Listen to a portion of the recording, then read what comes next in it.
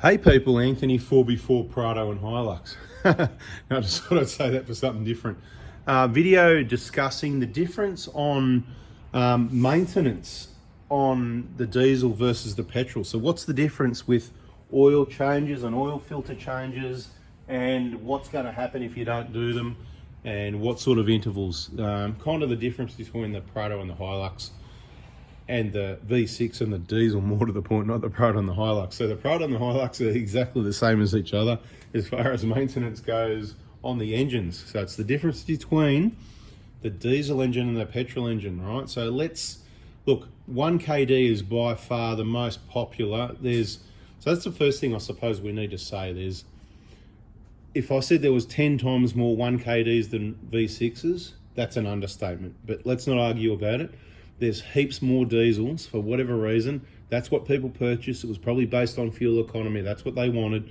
Obviously, a four-wheel drive should be a diesel. It works much better off-road, low-down torque, smooth power delivery, better for towing, torque, that sort of thing. But then some people laughed and said, no, you're right, actually. The V6 is actually better for towing on the highway. If you've got a caravan or anything like that, it's absolutely better for towing. You'll have heaps of grunt to overtake all those slow cars. You'll just pay about twice as much for fuel because you're doing so, and it's a petrol engine. A petrol engine generally uses about double the amount of fuel it would when it's towing. Now, it's a general comment. I know you can have a Prado 120. It's not a fuel economy video, but I know you can have that, and you can be towing a camper trailer, and you can probably still get 16 litres per 100 k's, which is not too bad.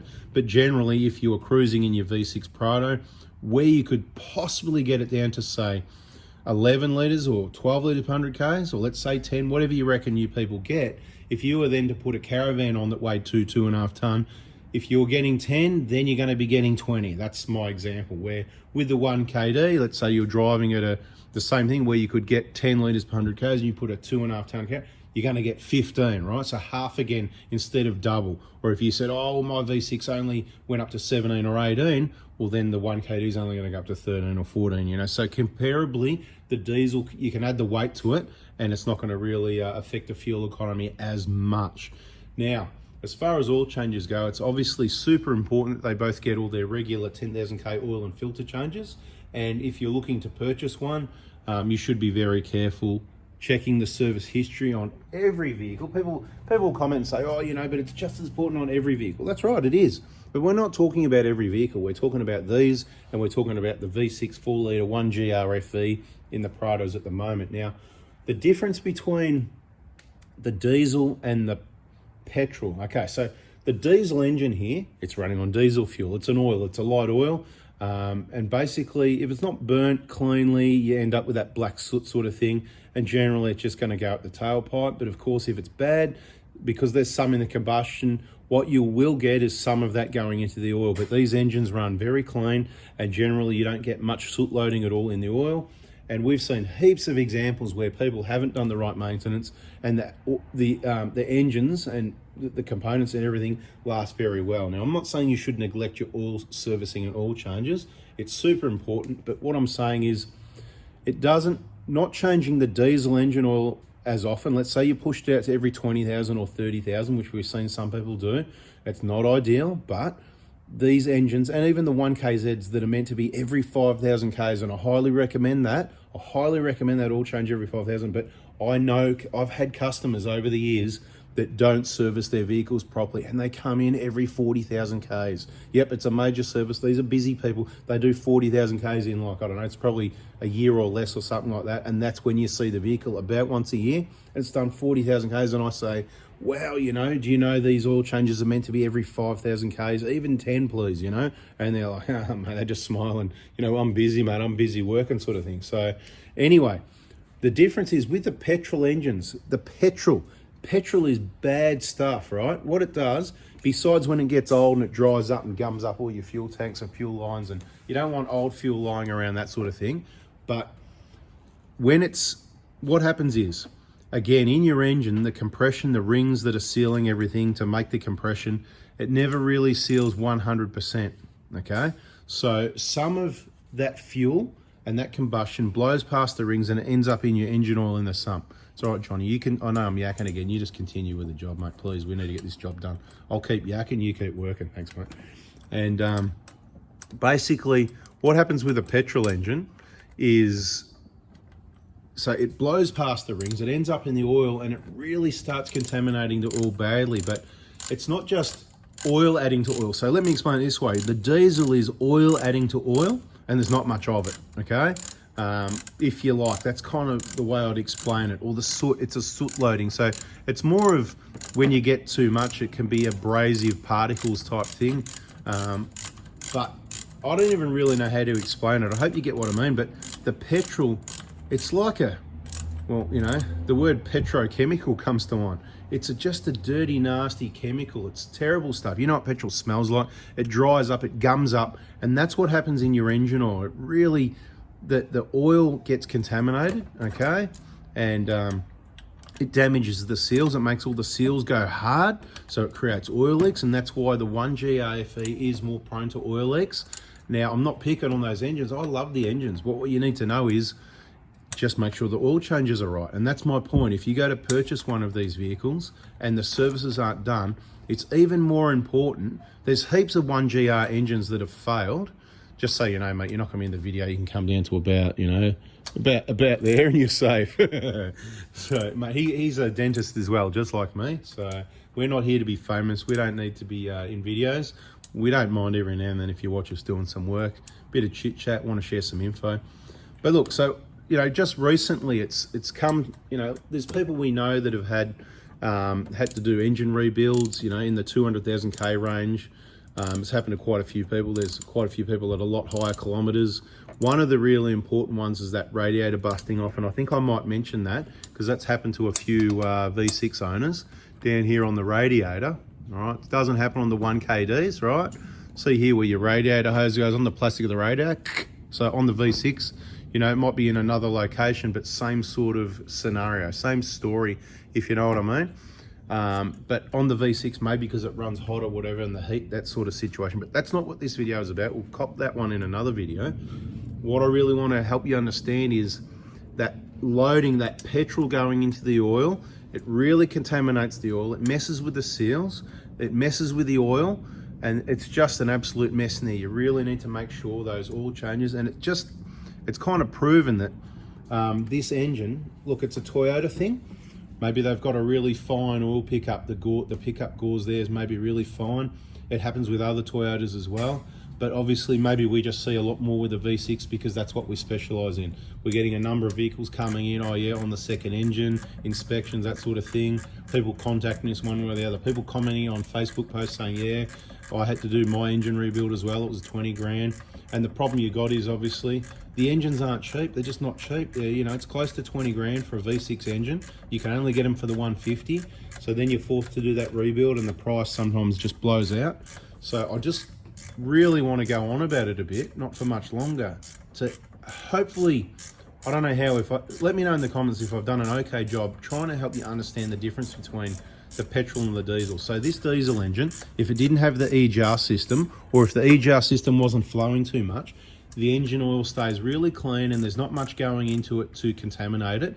So fact of the matter is you could probably run it for 30,000 Ks and it would be really clean oil. You're not going to have any issues with anything. I'm not recommending you should do this, but if you did that with a petrol, it's just building up and building up and building up, and it is really bad. It's so much worse than the diesel engine. Now, remember, I'm talking about 1KDs. I'm not talking about other diesels. So comparing what I'm talking about, Prado Hilux, petrol versus diesel, if you like. Now, the 1GD, it's obviously got a lot more EGR flow because it's got to meet stricter emissions. So it's going to have a pretty big soot loading. So it's going to be a clean running engine where the rings and seals like that are going to be good. So that's going to keep contamination out as much as possible. But you're going to have more EGR flow, right?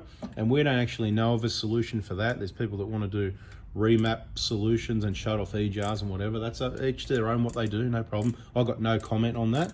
I'm just saying we know people do that. If you were to do that, then that's going to keep the oil in your 1GD heaps cleaner, and you're going to be in a similar situation to a 1KD that's got that solution where a lot of them just for some weird reason is they just don't flow that well, the EGR cooler, right? So in your pet, because it's been a bit of a misunderstanding for years. So for years we're trying to help people out with this diesel because people don't understand the whole injector thing, the seats leaking, what the normal service requirement is, taking fuel pipes off, contamination, people have problems.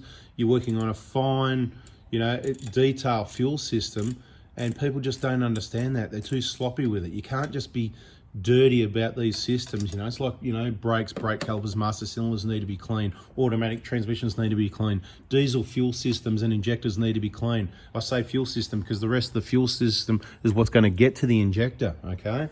With a petrol, it all seems pretty simple, right? And people go, oh, well, at least I'm glad I got the V6. Well, it's just a matter of understanding, because if you got the V6 and it come from someone without the right servicing, that's where you can have some really big problems. And even after you start doing really good, oh, but I'm going to look after it, that's cool, but it's going to, all that clean oil is going to loosen up all those deposits and debris in the engine, possibly, and block that oil pickup. So what's probably important, if you don't know the history, not only getting it back and checking that oil pickup, but even after you start doing all these lots of regular oil changes, you probably need to go and check the oil pickup again sometime afterwards, 6 months later, maybe a year later, in case there was deposits in the engine that have been loosened up from all these oil changes, and they've come to the oil pickup. It's worth a check for the sake of removing the sump. Might cost you a couple $100 to get your sump removed. Hey mate, what do you charge to remove the sump on a V6? Put the car up on the hoist, take the bash plates off, take the sump off, check the oil pickup, put it back together, RTV the sump back on, put it.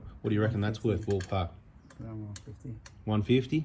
Too cheap, mate. It's $200, everybody. It's about $200. If we've got to clean, it's a little bit more. So there you go. See how awesome value for money is that? How cheap is that? So get it done.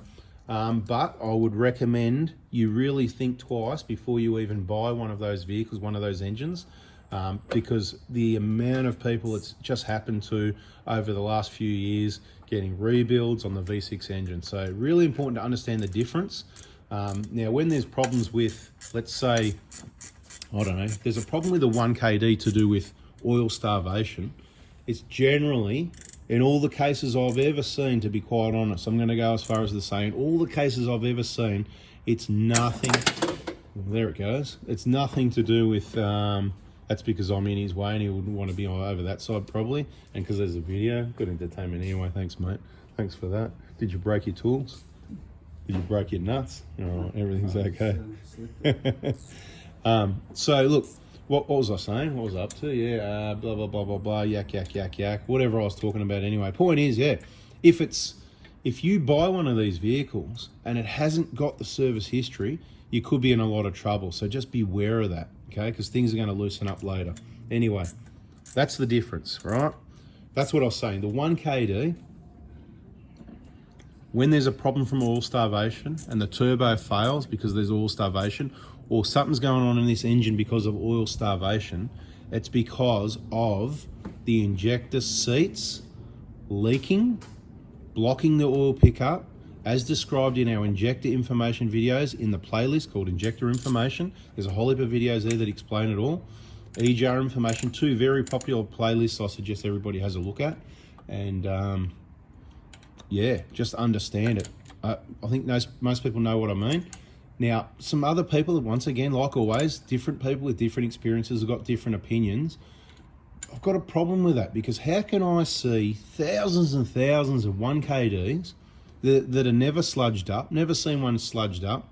This is what we do. We do injectors on them. We've done them at 100,000, 200,000, 300,000, 400,000, 500,000. I haven't seen any more much over 500,000, I don't think. But, we've seen them with some that have had lack of oil changes, whatever the history is, so we've seen that, and we don't see them sludge up. But we've got a number of other people saying, oh, they sludge up if you miss oil changes. Well, look, are they misunderstanding the whole injector seat leaking thing? I'm not sure, maybe.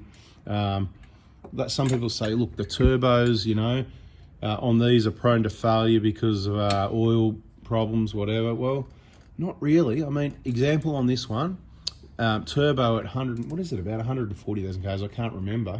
I don't know why it's failed. We're going to try and find out more about that, but it missed some services, or as it turns out, maybe the owner was doing their own services, because inside the engine is really super clean, and that sort of tells me there's no reason why that cleanliness would have affected the turbo. So oil isn't the reason why this turbo's failed as far as I'm concerned, okay? But we're going to try and find out more, because that's what we like to do when we can. Anyway, I've waffled long enough. I hope you understand the difference. Petrol, it's like pouring a yucky chemical into your oil, just making it really clag up badly. Where diesel, it's just not that. It's a bit like you're sprinkling some light powder into it, which a chemist who replied on one of the comments recently has said, and you know, I'll probably trust them more than anyone, to be honest. Could be anyone from anywhere, right? But they said, look, you know, that soot isn't going to hurt things. And I know that, you know, people get oil samples sent away, and we see results of that. People put their results up on our Facebook groups, you know, I got an oil sample tested and all that.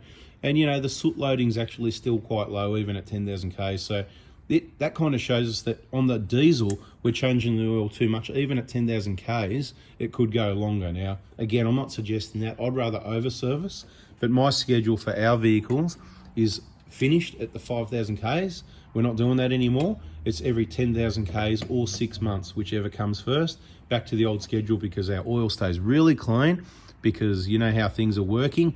7mm. 7mm. You know what I'm saying? The big 7.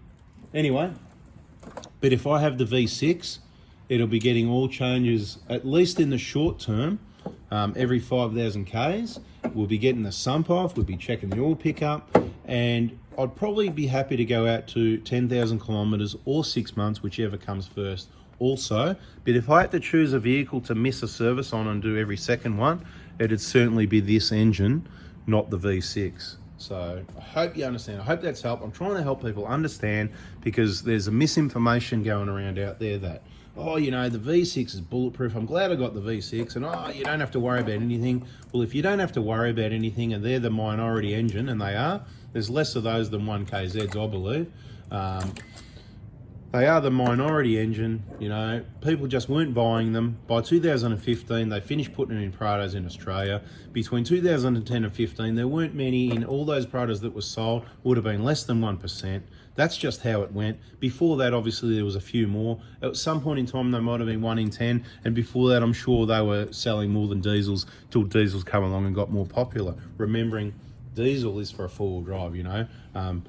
Downhill descents, low range, compression, engine braking, uphill, keeping that low range torque power, that sort of thing, instead of that hostility of the V6. It is an awesome engine, I love it, but it's for the highway, it's for overtaking, it's for people that are in a hurry. It's a hostile pedal under your right foot compared to the nice smooth power delivery of the diesel, and that's why people love the diesel. Maybe that's why they brought it. Maybe they're four-wheel drives, maybe they wanted better economy, and with the required maintenance overall, I've done the sums, and the diesel, for anybody that wants to know, that hung around 17 minutes, the diesel's certainly cheaper to run.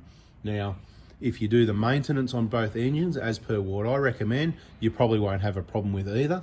My point I'm trying to make is, just like we've been telling people on these diesels for 10 years or so, what the things you need to check oil pickups. We're sort of finished with that, because people understand now what's going on. It used to be check the oil, you know, but if you're going to buy the car, check the oil pickup before you take it, or at least first thing, take it home, drop it on, check the oil pickup. And if it's dirty, get those injectors out. But we're not talking about that now, but we've neglected telling people about the V6s. We've mentioned a few things here and there, but there's going to be, as you've noticed, there's going to be more videos soon, because we've neglected it. And we don't want people to have broken radiators cooking their engines. We don't want people to have poor cooling systems, head gasket problems, alloy engines corroding away, riding off the block. We don't want people to have engine oil starvation from blocked oil pickups. These are all the things people are having on the minority engine. It's costing people hundreds of thousands, if not cumulative millions of dollars in engine replacement repairs. So very, very important oil changes. Coolant changes just as much as well, particularly on the all alloy V6, right? It's just how it is, fact of the matter. Anyway, I've yacked long enough, well and truly long enough, 19 minutes anyway. If you lasted to the end, happy days. I'm sure you're subscribed by now. Got rocks in your head if you haven't. Plenty of good information. And you know, if you're not in the mood for too much talking, then just don't watch the video, but make sure you subscribe so you don't miss it. At least get the ball rolling, get it started, so you can go, is this something for me, or maybe I should watch it later. All right, people, catch you later. See ya.